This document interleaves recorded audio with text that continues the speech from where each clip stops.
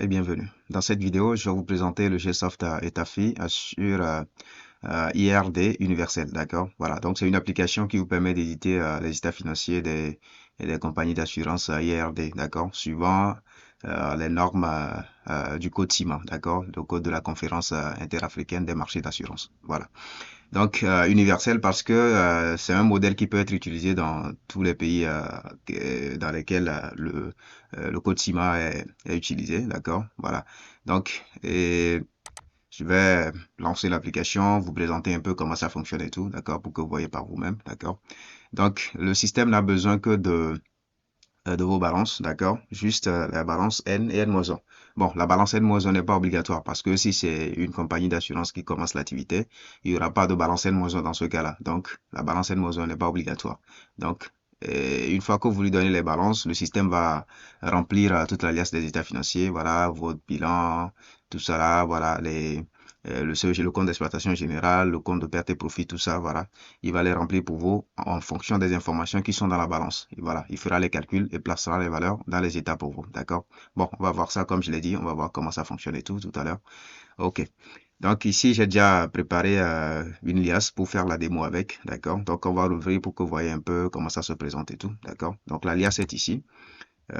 Et aussi, je tiens à noter quand même, à notifier que l'application peut éditer plusieurs liasses à la fois. C'est-à-dire que si j'ai plusieurs entreprises, plusieurs compagnies d'assurance pour lesquelles je veux éditer les états financiers, je peux tout lui donner en même temps, d'accord? Et en un seul clic, il fait le tout, d'accord? Peu importe le nombre, c'est pas limité. Même si c'est 10, 20, 30, 100, 1000, peu importe le nombre d'entreprises pour lesquelles je veux éditer les états financiers, je peux tout faire ensemble en même temps, d'accord? Voilà.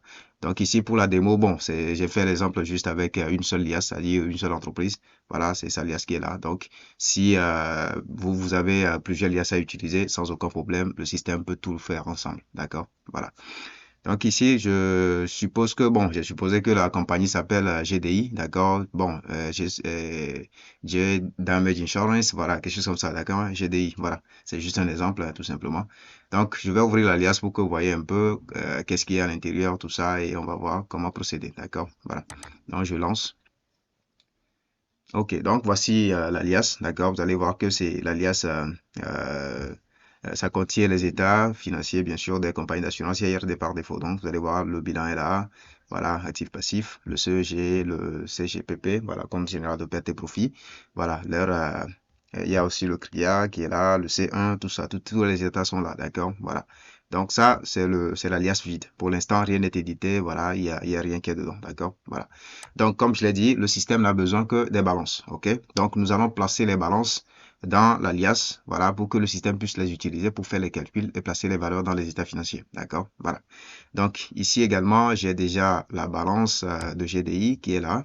Donc, ça, c'est la balance de GDI. Donc, j'ouvre la balance. Voilà le fichier de balance. Donc, nous avons la balance 2024 et la balance 2025. Donc, c'est cette balance-là qu'on va utiliser pour faire l'édition de cette liasse-là. D'accord? La liasse des états financiers. D'accord? De GDI. OK. Donc, pour faire cela, la première des choses, c'est de créer les feuilles de balance dans l'alias. D'accord? Voilà. Donc, ici, c'est important, il faut vraiment prêter attention à ça. Donc, vous créez les feuilles de balance. Si vous avez les deux, d'accord, balance N moins 1 et balance N, là, vous créez deux feuilles. Si vous n'avez qu'une seule balance, c'est-à-dire la balance N seulement, là, vous créez seulement une seule feuille. D'accord? Bon, dans mon cas, moi, j'ai les deux, donc je vais créer deux feuilles. Donc, je crée la première feuille, d'accord, que j'appelle balance espace N-1. Donc ici, le nom est très important, d'accord? Balance espace N-1. OK? Bon, la case n'est pas importante, hein, c'est-à-dire que ce soit en minuscule ou en majuscule, ça n'a pas d'importance, d'accord? Mais le nom doit être balance espace N-1. Voilà, donc c'est ici que nous allons placer notre balance N-1. OK? Voilà. Ensuite, comme moi j'ai les deux, je vais créer en même temps la seconde feuille de balance que j'appelle balance espace N. D'accord? Voilà. Donc, j'ai balance espace N-1, balance espace N. Donc, voilà les noms que vous devez donner à ces deux feuilles-là. D'accord? Le nom, c'est très important puisque c'est grâce à ça que le système saura où trouver la balance N-1, où trouver la balance N. D'accord? Donc, le nom, il faut respecter le nom. C'est très important. D'accord? Voilà. Donc, une fois que j'ai mes feuilles de balance créées comme ça, je vais aller copier les balances et les placer. Donc, je vais, excusez-moi, je vais dans ma feuille de balance 2024 parce que ici, ça correspondra à la balance N-1. Donc, je copie. Je fais CTRL A comme ça, je sélectionne tout, je copie. Ok, dès que je copie ma balance, je vais dans l'alias et je colle ça dans la feuille balance N-1, d'accord? Je colle ça à partir de A, d'accord, de la colonne A. Donc, je vais là, je fais clic droit, coller les valeurs. Ok, donc une fois que j'ai collé, bon, si je veux, je peux ajuster un peu pour améliorer la lisibilité, d'accord? Donc, j'ai ma balance N-1 qui est collée, d'accord?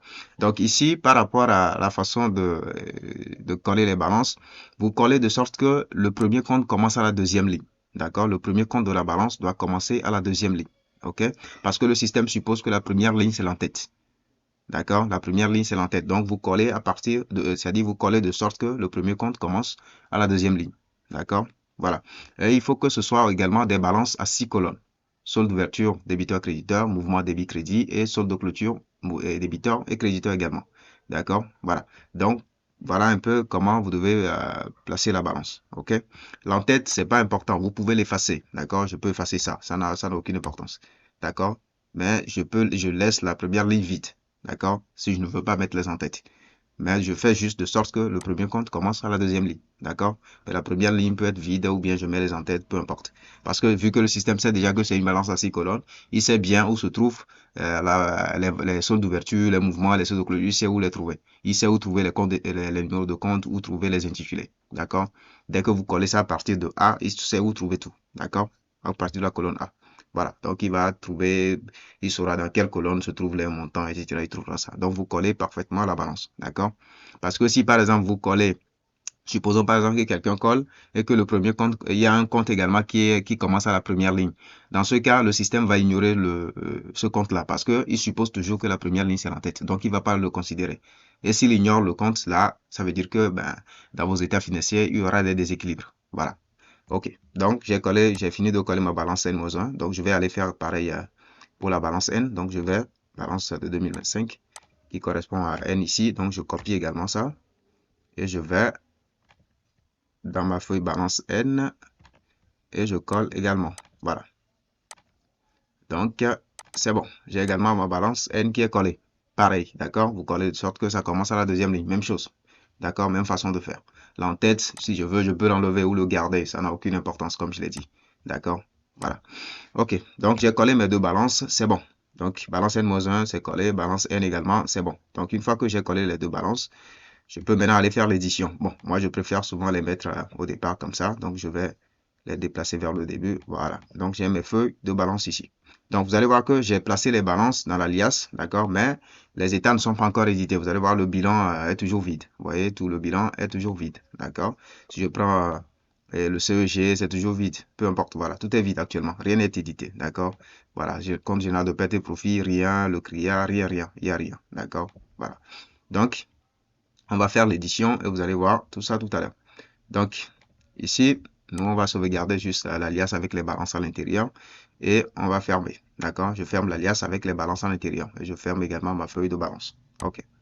Donc, la balance est ici et l'alias est ici. C'est ça là qu'on va éditer tout à l'heure. C'est dans ça qu'on a placé les balances tout à l'heure. D'accord? Vous allez voir que ça fait 17h16. Voilà. Bon, ici 17 parce que, bon, quelques secondes. D'accord? OK. Maintenant, on va lancer l'application. Donc, voici le raccourci de l'application. Donc, je lance l'application pour qu'on puisse faire l'édition.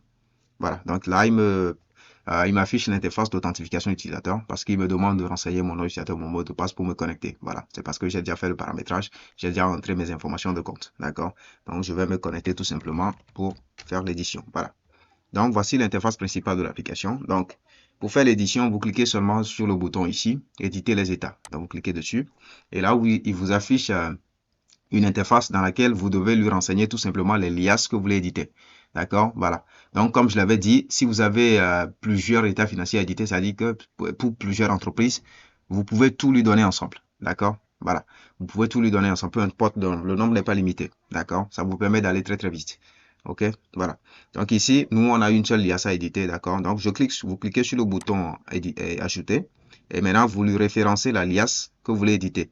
Nous, on a ça au bureau, démo, liasse, et c'est seulement cette liasse-là qu'on a. Si on en avait plusieurs, on peut sélectionner plusieurs sans aucun problème, comme je l'ai dit, d'accord?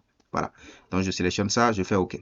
Donc, il me met ça dans la liste, OK? Mais si je mets une liasse dans la liste par erreur, je peux sélectionner ça et retirer, d'accord? Mais ici, moi, je vais garder et éditer sans problème, d'accord? Voilà. Ensuite, j'ai ici une case à cocher qui dit effectuer les vérifications nécessaires avant l'édition des états. Donc, si je coche cela, je dis au système de vérifier si la balance est équilibrée. Voilà, de vérifier également si les comptes qui sont dans la balance sont conformes à la nomenclature du plan des comptes en vigueur avant de faire l'édition. Voilà. Et également, je recommande que cela reste coché parce que c'est important de vérifier tout ça. Parce que si, par exemple, il y a des comptes fantômes dans la balance, des comptes qui ne respectent pas la nomenclature du plan des comptes, et que vous décochez ceci pour faire quand même l'édition, ben, ça veut dire que ces comptes-là, le système va les ignorer dans les éditions. D'accord? Il ne va pas les utiliser dans les calculs. Ce qui va créer des déséquilibres dans vos états financiers. D'accord? Donc, vous laissez cette option-là cochée. Comme ça, quand il va vérifier la balance, s'il y a une incohérence ou il y a quelque chose concernant les comptes qui ne sont pas corrects ou bien que la balance est déséquilibrée, il va vous le dire. Comme ça, vous pouvez corriger avant de continuer l'édition. D'accord? Voilà. Donc ici, on laisse cocher et on fait éditer. Donc, je lance l'édition. Et voilà, il vérifie et il commence l'édition. Voilà, édition, terminé. Voilà, il a fini. Donc, il a fini d'éditer l'alias. D'accord? Donc, une fois qu'il a fini, nous, on peut aller voir le résultat de l'édition. S'il y avait plusieurs liasses, dès qu'il finit la première, il prend l'autre, et ainsi de suite, jusqu'à la fin. D'accord? Voilà. OK. Et vous allez voir que c'est très rapide. Ça va très vite. D'accord? Et même si vous avez une machine, c'est-à-dire que la performance, la vitesse d'exécution dépend de la performance de votre machine. Si vous avez une machine hyper puissante, ben, ça va très très vite, encore plus vite que ça. Donc, c'est un peu ça. D'accord? Voilà. Donc, on va fermer et aller voir le résultat. Ici, ça, c'est l'interface principale, comme je l'ai dit. Si je veux garder l'application ouverte pour pouvoir peut-être revenir éditer d'autres états après, je peux faire accéder au classeur. Comme ça, il me laisse l'application ouverte. Comme ça, plus tard, si je veux l'utiliser, je viens seulement ici et je peux encore éditer des états. D'accord? Mais si je veux quitter complètement l'application, je peux cliquer quitter. D'accord? Bon, dans mon cas, je veux garder ouverte, donc je garde ça. OK. Maintenant, on va aller voir notre liasse édité. Donc, c'est la liasse qui est ici. Voilà. Vous allez voir que je vais rafraîchir pour que vous voyez là. Ça fait 17h19. Bon, quelques secondes ont été rajoutées également. C'est pour vous dire juste que c'est la même liasse qu'on vient d'éditer tout à l'heure. D'accord? Maintenant, on va l'ouvrir pour voir un peu le résultat. Donc, je lance. Voilà, donc voici notre liasse qui a été éditée, d'accord? Donc vous allez voir que après édition, le système va vous rajouter une feuille de contrôle pour voir un peu s'il y a équilibre dans les états, d'accord? Voilà, pour voir la cohérence de l'édition. Donc il prend d'abord le bilan pour voir si votre bilan est équilibré. Est-ce que c'est bon? Quand c'est bon, il vous met les valeurs, il vous dit c'est OK, c'est bon. Voilà. Ensuite, il prend le bilan par rapport aux notes qui concernent le bilan. Et ici, principalement, c'est par rapport au CRIA, d'accord? Le compte de résultat en instance affectation, d'accord? Il prend le port à nouveau là-bas, il compare. Ici, par exemple, vous allez voir qu'il y a un déséquilibre parce que l'état n'est pas complètement édité parce que voilà, il faut que l'utilisateur renseigne quand même qu'est-ce qu'ils ont mis en réserve, tout ça, pour que le solde puisse correspondre maintenant au montant du report à nouveau dans le bilan. Voilà. Il a déjà mis certaines valeurs, mais pas le tout. D'accord? Voilà. C'est pour ça qu'il y a un petit déséquilibre ici. Ensuite, il y a le résultat de l'exercice également. Il vérifie voir si c'est conforme par rapport à ce qui est dans le compte d'affectation. D'accord? Voilà. Ensuite, il prend le compte d'exploitation générale et il compare les valeurs. Et il essaie de voir si les valeurs qui sont dedans sont conformes aux notes qui concernent ce compte-là. D'accord? Le compte d'exploitation générale. Donc, ici, c'est par rapport à l'état C1 d'abord. OK? Vous allez voir que par rapport à l'état C1, il vous met seulement les valeurs qui sont dans le compte d'exploitation générale. Les valeurs qui sont dans la note état C1 ne sont pas mises. Pourquoi? Parce que dans l'état C1, il demande au fait le détail. D'accord? C'est le détail qu'il demande. Voilà. Et le détail, grâce à la balance, le système ne peut pas savoir quel est le détail. D'accord? Voilà. C'est-à-dire qu'il ne peut pas savoir dans le montant qui est dans le CEG combien correspond au transport aérien, combien correspond au transport maritime. Voilà. Donc, c'est pour ça qu'il n'édite pas directement le C1. D'accord? Voilà. Ben, les formules sont là. Tout est organisé de sorte que dès que vous faites le détail, ça fera l'équilibre de l'autre côté. D'accord? Voilà. Bon, on va essayer de corriger un des déséquilibres, vous allez voir. Si je prends par exemple les commissions, d'accord? Vous voyez, les commissions, on a 80 millions, 36 037, d'accord? Ici. Donc, il suffit d'aller dans la note, d'accord? Et de faire le détail, d'accord? Ça, c'est la structure, c'est l'utilisateur qui connaît le détail de ces commissions-là. Donc, il suffit de venir ici. Et là, je prends la ligne des commissions, tout simplement. Ça, c'est la ligne des commissions. Voilà. Je vais essayer de faire une ventilation bizarre, hein, juste pour avoir le total qui est là-bas. Je pense que c'était 80 millions quelque chose. Bon, je mets 80 millions directement ici, par exemple. 80 millions ici. Il reste 36 037, hein, je pense. Oui, il reste 36 037. Bon, donc je vais mettre les 36 037 quelque part, juste pour faire l'équilibre. D'accord, je peux mettre ça ici. 36 037. OK, donc pour avoir le total. D'accord. Donc, dès que j'ai fait la ventilation, vous voyez, lui, il est passé au vert pour dire que voilà, lui, c'est bon maintenant. Donc, c'est ce qu'il faut faire pour les autres, tout simplement. D'accord. Dès que vous faites le détail, le système va faire l'équilibre ici. D'accord. Voilà. OK. Donc, après cela, il vérifie également, après l'état C1, il vérifie également le CEG par rapport au compte général de perte et profit, puisqu'il y a le résultat d'exploitation qui est mis dans le compte général de perte et profit. Donc, il essaie de vérifier, voir quand même, est-ce que c'est le résultat qui est trouvé dans le CEG, le résultat d'exploitation qui est trouvé dans le CEG, est-ce que c'est ça qui a réellement été remis dans le compte général de perte et profit, pour s'assurer que c'est bien. OK. Donc, ici, c'est OK, il dit c'est bon. Voilà. Ensuite, il fait également un contrôle entre le compte général de perte et profit et les notes qui concernent ça. Et la note qui concerne ça, c'est le CRIA, puisqu'il y a le résultat de l'exercice qui est renvoyé dans le CRIA, c'est-à-dire le compte de résultat en instance d'affectation. D'accord? Donc, il essaie de voir si c'est le résultat qui est trouvé vraiment dans le compte général de perte et profit qui a été bien reporté là-bas ou pas. Donc, ça, c'est le CRIB qui vérifie ici. D'accord? Voilà. Donc, voilà les contrôles. Donc, ça, c'est juste une page pour vous permettre de contrôler l'édition, pour vous assurer que tout est cohérent. D'accord? Voilà. OK. Maintenant, bon, si on veut, on peut parcourir un peu les étapes pour voir les valeurs. Si je vais dans le bilan maintenant, vous voyez, le bilan est rempli maintenant. Avant, c'était vide avant l'édition. Donc, tout est rempli. Donc, les valeurs sont tirées, au fait, les valeurs qui sont affichées dans les contrôles ici sont tirées, au fait, des états qui ont été édités, d'accord, de tous les états. Donc, les valeurs ont été tirées de là. Voilà. Donc, le bilan est maintenant rempli. Voilà, actif, passif, à part, voilà. Le CEG rempli, voilà, les valeurs sont calculées, placées. Le compte général de perte et profit également, etc. Tout est là. Le CRIA également, c'est édité partiellement en attendant que l'utilisateur vienne mettre les dividendes qui ont été versés, tout ça, pour faire l'équilibre. Voilà.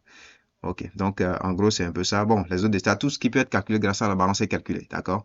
Pour les autres états qui ne peuvent pas être faits directement grâce à la balance, ça, l'utilisateur va juste les compléter. Les formules sont déjà là pour faire les équilibres. D'accord? Voilà. Tout est là. Donc, en gros, voici un peu comment fonctionne l'application, d'accord? Donc, c'est un peu ça. OK. Donc, une fois que l'utilisateur finit de peut-être faire les détails à faire dans les autres états à compléter, il peut maintenant retirer sa balance et tout ça, là, il peut les retirer. Donc, je peux supprimer ces feuilles-là, voilà, puisque, bon, j'en ai pas besoin, je peux les supprimer. Les balances avaient été utilisées seulement pour éditer les états. Donc, je peux les retirer sans aucun problème. Donc, maintenant, une fois que j'ai retiré ces feuilles-là, mes valeurs sont toujours là quand même. Il n'y a pas de souci. D'accord, vous allez voir, mon bilan est toujours rempli, il n'y a aucun problème, puisque ce n'est pas des formules qui sont liées aux balances pour faire les calculs ici. Donc, ce qui fait que même si vous supprimez les balances après édition, ça ne touche pas les valeurs. Tout est toujours là. D'accord? Voilà. Même les valeurs que j'ai saisies pour faire le détail, c'est toujours là. Vous voyez, tout est là. D'accord? Donc là, en quelque sorte, j'ai fini les états financiers de GDI comme ça. Donc, je sauvegarde sur mon fichier. Et voilà, je l'ai. Voilà, je l'ai en format Excel comme ça que je peux utiliser si je veux du PDF plutôt ou bien je veux enregistrer sous. Bon, ça, on sait comment faire tout ça déjà grâce à Excel. Donc, je peux faire enregistrer sous, enregistrer en PDF ou bien imprimer directement, tout ça sans aucun problème. D'accord? Voilà. Donc, voilà comment fonctionne l'application en gros. Donc, en gros, c'est tout. Donc, vous allez remarquer quand même que c'est assez simple, d'accord, très très facile à utiliser et très rapide, hein, d'accord, ça va très vite. Voilà. Donc, merci quand même d'avoir suivi la vidéo et à bientôt.